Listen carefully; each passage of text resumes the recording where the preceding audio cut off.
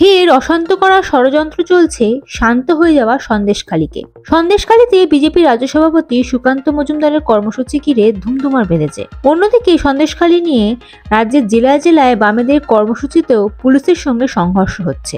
সন্দেশখালী ঘিরে নানা দিকে অশান্তির মধ্যে দুই বিরোধী দল বিজেপি এবং সিপিএম এ ষড়যন্ত্র দেখছে তৃণমূল। শাসক দলের বক্তব্য, সন্দেশখালী শান্ত হয়ে গিয়েছিল, সেখানে নতুন করে গন্ডগোল পাকিয়ে এখন অগ্নিগর্ভ পরিস্থিতি তৈরি করার চেষ্টা করছে বিরোধীরা।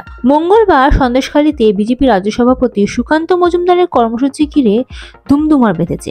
একদিকে পুলিশের ব্যারিকেড ভাঙা, পুলিশের দিকে পাথর ছোড়ার ঘটনায় দফায় দফায় উত্তপ্ত হয় বসিরহাট। অন্যদিকে সন্দেশখালী নিয়ে রাজ্যের জেলায় জেলায় বামেদের কর্মসূচিতেও পুলিশের সঙ্গে সংঘর্ষ হয়েছে একাধিকবার।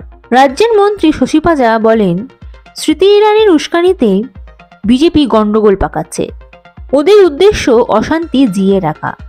বিজেপির লোকজন এমন পাথর ছুঁড়েছে যে সাধারণ মহিলারাও আক্রান্ত হয়েছেন। এরা আবার মা বোনদের সুরক্ষা নিয়ে বড় বড় কথা বলছে।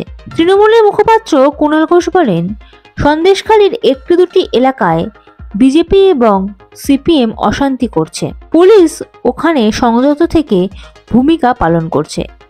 সিপিএম ভুলে যাচ্ছে নিজেদের জামানার কথা, যখন পুলিশ ছিল ট্রিগার হ্যাপি। আর সুকান্ত মজুমদারেরা যেন খেয়াল রাখেন তাদের শাসনের রাজ্যগুলিতে মহিলাদের কি অবস্থা।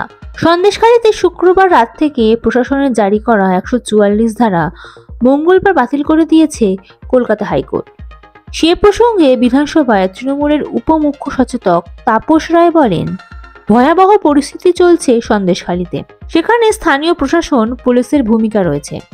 প্রতিটি ক্ষেত্রে যদি ন্যায়ালয় থেকে পুলিশ প্রশাসনের ওপর এভাবে নির্দেশ যায় তাহলে সমস্যা হতে পারে।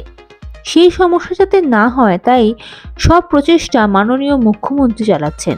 সকলেই সন্দেশখালী নিয়ে চিন্তিত, সেখানে যাতে আর কোনো প্ররোচনা উস্কানি না ঘটে আমাদের সকলের উচিত তা নিশ্চিত করা।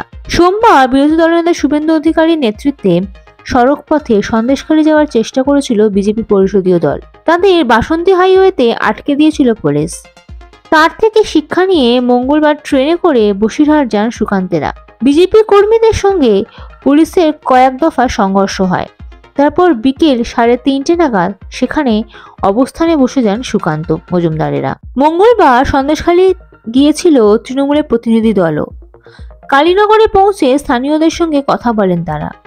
তারপর সেচমন্ত্রী তথা নৈহাটির বিধায়ক পার্থ ভৌমিক বলেন, মা বোনেরাই মমতা বন্দ্যোপাধ্যায়ের প্রতীক।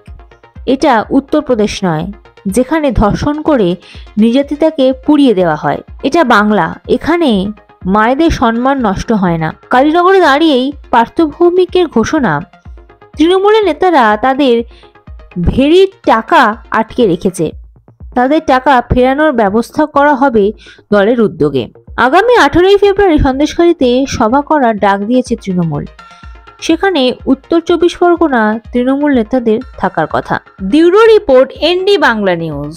সবার আগে সব খবর, সঠিক খবর পেতে ফেসবুক পেজটি ফলো করে এবং ইউটিউব চ্যানেলটি সাবস্ক্রাইব করে রাখুন আর শেয়ার করতে ভুলবেন না।